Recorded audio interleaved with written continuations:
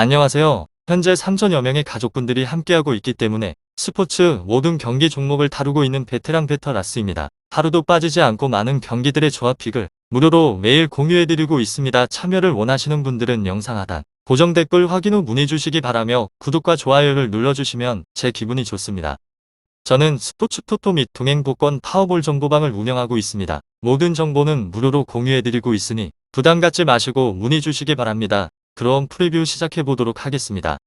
아스날 리버풀 축구와 관련하여서 잉글랜드 리그컵 준결승 2차전의 일정으로 1차전 리버풀 홈인 안필드에서는 두 팀이 0대0으로 비겼었어요.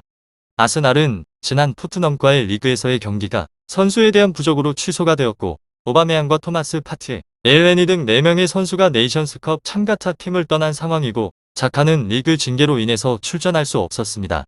또한 코로나 확진자는 1명에 불과하지만 사카도 부상을 당하며 뛸 수 있는 선수가 적었습니다. 때문에 마티넬리와 라카제트, 산비, 루콩가 등이 팀을 이끌어야 합니다. 다음으로 리버풀은 홈에서 열린 리그컵 1차전에서 승리를 하지 못했습니다.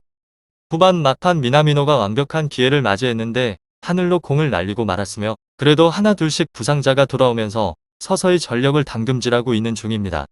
알리송 키퍼와 반다이크, 아놀드와 아팁 등 수비진이 탄탄하고 조타와 피르미누를 지원할 체인벌린과 파비뉴 등 3선도 있습니다. 아스날, 리버풀 이 두 곳에 있어서 리버풀의 승리를 보고 있는데 아스날은 자카와 토마스 파티, 엘레니 등 3선 자원들이 모두 빠졌기에 산비, 로쿤가 정도만이 중원에 나설 수 있습니다. 핸더슨과 파비뉴가 버티는 리버풀 상대로 하여서 볼 소유를 가져가기 쉽지 않아 보입니다.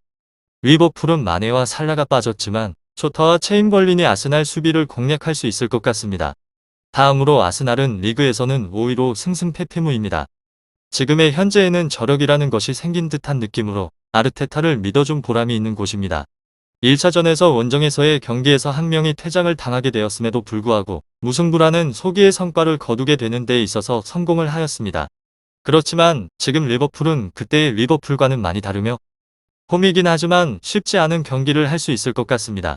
이곳의 득점은 쉽지 않아 보이며 리버풀의 1차전에서 알 수 있듯이 로테이션을 대량으로 돌리지는 않습니다. 4강까지 오르게 된 이상 우승까지 한번 누려보는 모양새로 상대의 반다이크, 마팁이 그대로 나오게 된다면 쉽지 않다는 점입니다. 특히나 사카, 스미스로, 웨데고르가 모두 결장을 하는 가능성을 안고 있는 상황에서는 더더욱입니다. 자카가 1차전에서 퇴장을 당해서 중원의 공백이 매우 심하다는 것을 감안하게 되면 오히려 무기력하게 경기를 내줄 수도 있을 가능성이 더 높아 보이기도 합니다. 이곳은 실점에 대한 가능성이 있는데 비록 리버풀 팀의 양 날개가 국가대표팀에 차출이 되었다는 점으로 클롭 감독은 양 풀백의 적극적인 활용으로 회복을 찾은 모양새로 보여집니다. 1차전에서는 3명의 공격수들이 유효한 슈팅을 하나도 기록을 하지 못하였는데 브렌트포드전 경기에서는 리버풀이 다득점에 대한 해법을 찾은 것이 마음에 걸립니다. 3실점 이상은 하지 않을 것 같은데 2실점 정도는 가능성에 있어서는 열어두는 것이 좋을 것 같습니다. 아스날, 리버풀 축구 결장자는 사카 선수부터 시작을 하여서 체인버스, 스와레스, 스미스로우, 웨데고르, 콜라시냐, 토미야스, 엘레니, 페페, 오바메양, 자카 선수입니다. 공격진이 전멸을 하게 된 것이 눈에 띕니다. 남은 것은 라카제트 정도이며 지원을 해줄 자원들이 부상이 의심이 되는 상황에서 리버풀에게 우세를 점하는 데에 있어서는 쉽지 않아 보일 것 같습니다. 다음으로는 리버풀 리그에서는 2위로 패무승무승 스쿼드의 공백이 심한 곳으로 잇몸으로 버티고 있는 중입니다. 리그에서의 3번의 경기에서 무승을 브렌트포드를 상대로 하여서 3대0 깔끔하게 씻어냈으며 아스날과의 1차전에서 경기력이 좋지 않아서 걱정이 많았는데 해법을 찾았다는 것이 가장 큰 소득으로 보여집니다. 이번에도 승리에 대한 가능성은 높은 상태라고 생각하시면 될 것 같습니다. 이곳의 득점에 대한 가능성은 높은 곳으로 일단 아스날 중원에서의 뎁스가 완전하게 망가지기도 하였습니다. 한마디로 평균적으로 62.8%로 리그에서는 2위에 해당이 되는 점유율을 그대로 가져갈 가능성이 높기도 합니다. 아스날, 리버풀 비록 살라 선수, 마네라는 양날개가 부재를 하는 상황인데 직전의 경기에서는 119의 터치를 기록하게 된 아놀드를 축으로 하여서 빌드업을 전개를 할 것 같습니다. 중원이 단단한 상황에 있어서 아놀드 선수의 오버래핑이 더 힘을 받을 것 같은데 미나미노, 체인벌린 등 당분간은 주전으로 나서게 될 선수들이 차례로 득점을 기록을 하게 된 것도 반길만 한 상황입니다. 2득점 정도는 가능할 것으로 보여집니다. 이곳은 실점에 대한 가능성이 적은 곳으로 상대방의 대부분의 공격적인 자원들의 결장에 대한 이슈가 있으며 수비진에 있어서는 상대적으로 결장자가 없어서 반다이크 마팁 두 센터백 라인은 건재할 뿐입니다.